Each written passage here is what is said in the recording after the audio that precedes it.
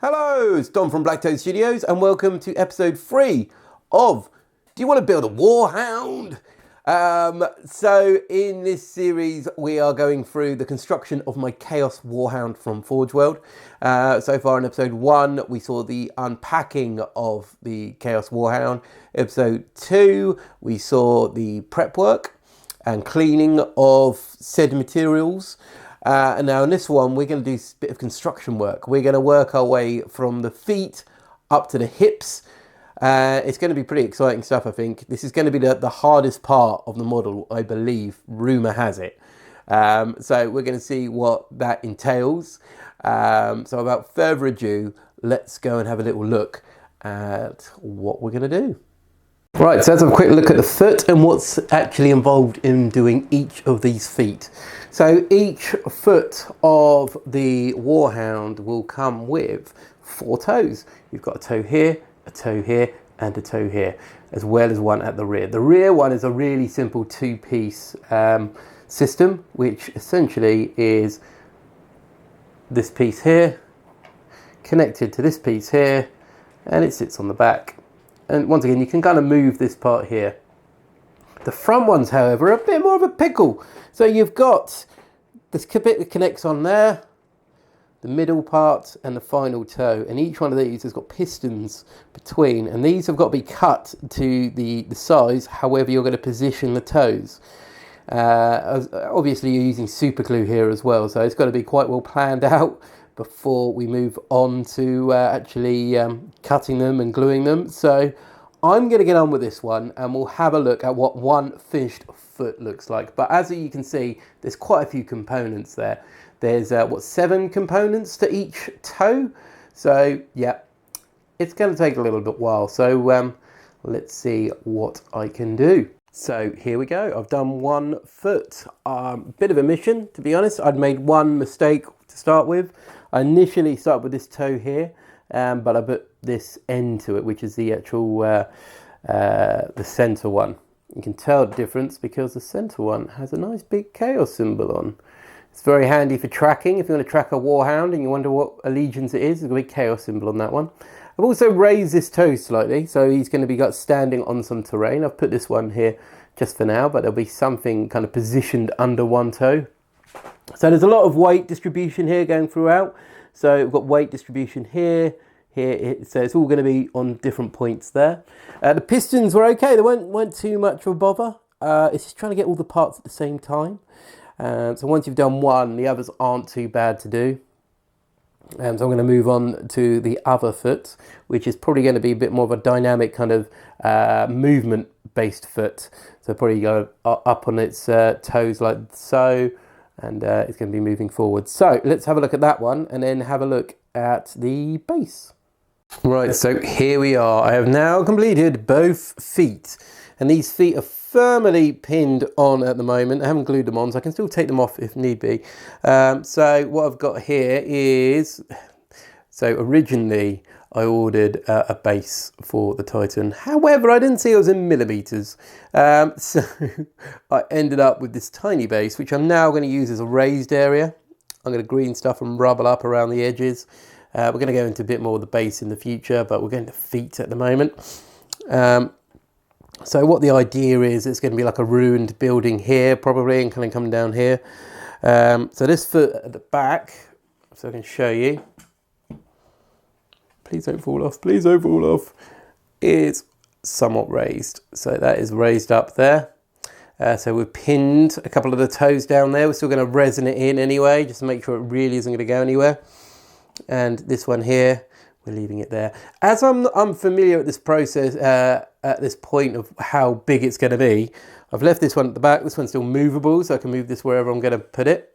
And then we can position the rest of the Titan from there. So both of the feet are now done. So we're going to work on the legs and see where we go from there. Right, so here we are. We've done a little bit more here. We've done a bit more on the legs. So as you can see here, I haven't attached this on yet because the point I'm going to have is I'm going to have to attach the ball joints onto the hips here and kind of make sure it's the right distance apart, because at the moment I've got no idea.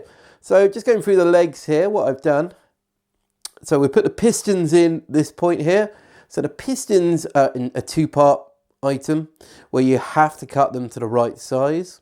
So you're going to do that after you've put in this this first point here. Once you've got that to the right, in the right angle, you're then going to be using these pistons here to get in the right sizes.